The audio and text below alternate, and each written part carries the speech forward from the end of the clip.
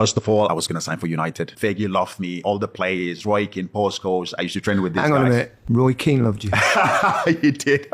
The problem was that when you're coming from Africa, you need to be 18 before you sign a professional contract. So Fergie was like, okay, we're going to send you to back home until you get to 18. Then we might apply for a special visa for you so that you can be able to play in the Premier League. So I went back home. I was at home with my family, just chilling. And then I got a phone call from Chelsea. A certain agent called me and said, listen, I know you've been to trials with Manchester United, but there's this club, Chelsea. I was like, okay, you know what? Until you sign it on the dotted line, you're not sure. So I was like, okay, you know what? I'll fly to London. I flew to London. And then I went to trials. I used to train with Marcel Desailly, Jimmy Flo Hasselbank, and the rest of them. Chelsea again wanted me to sign. They liked me. And again, I wasn't 18, so I couldn't sign. So they thought about it. Like, you know what? We're not going to make some mistake that United make by sending you back to Nigeria.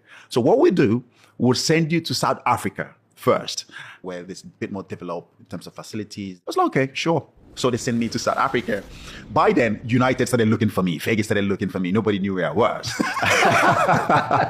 After 6 months, the club said, oh no, you have to sign for us now. Either you sign to play for us, the club in South Africa, or you have to go. But Chelsea didn't want me to sign because if I sign for them, when I turn 18, Chelsea have to pay them transfer fee, a huge transfer fee to get me out of the contract. So they pulled me out and then they took me to Norway. That's how the Norway situation It's a bit random though, isn't it? Took you to Norway. I know. Did you have a say in this or? Nope, I didn't have a say. I didn't have any warm clothes. And This is me landing in Norway. Freezing cold. Snow was this high. I was training with Lyn Oslo. And then I played a game. I played one game. And then Manchester United got to know where I was. And then of course... They found you. They found me. After all this... Shivering in the cold. Fergie never gave up. Sent the scouts straight away to Lyn Oslo. And then came to the football club straight away with a contract saying, oh, you have to sign the contract.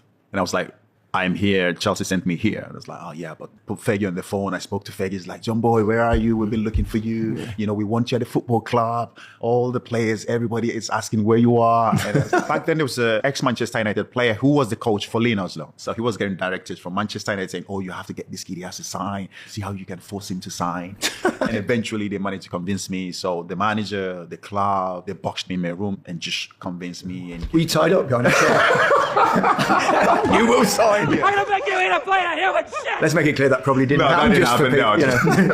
Obviously, I saw a contract. I think it was about £1 million.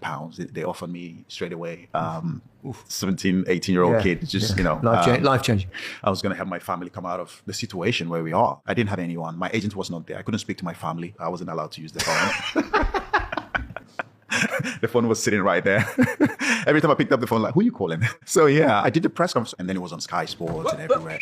And then Chelsea were like, what is happening here? My agent was like, what is going on? Roman is absolutely lost it. They've been there for me, Chelsea. You know what I mean? So for me to now finally go and sign for Manchester United was, you know. A betrayal. It's like a betrayal. So Chelsea absolutely lost it. Roman said, go to Norway. Whatever you have to do, you have to get him back to London. You have to bring him back to London. So my agent came to Norway and then he took me out. He took me somewhere. And then the press came and everybody, they saw me in the bushes, me and my agent. You were hiding again. I was missing again. I was missing again. In the bushes. And then there was a national announcement on the radio. Said, if anybody knows where John Obi Mikel is, can you contact the police because he's gone missing.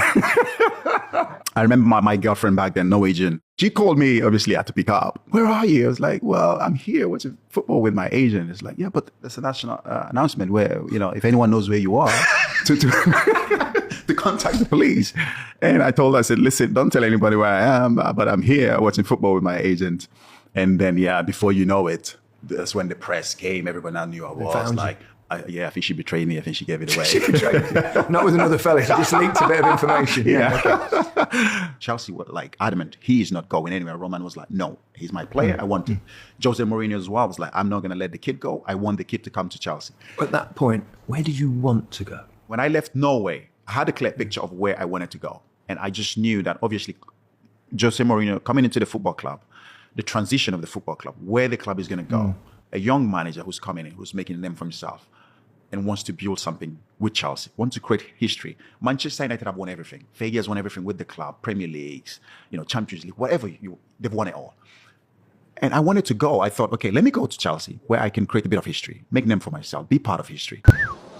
You get it? Okay. If you don't get it, forget about it.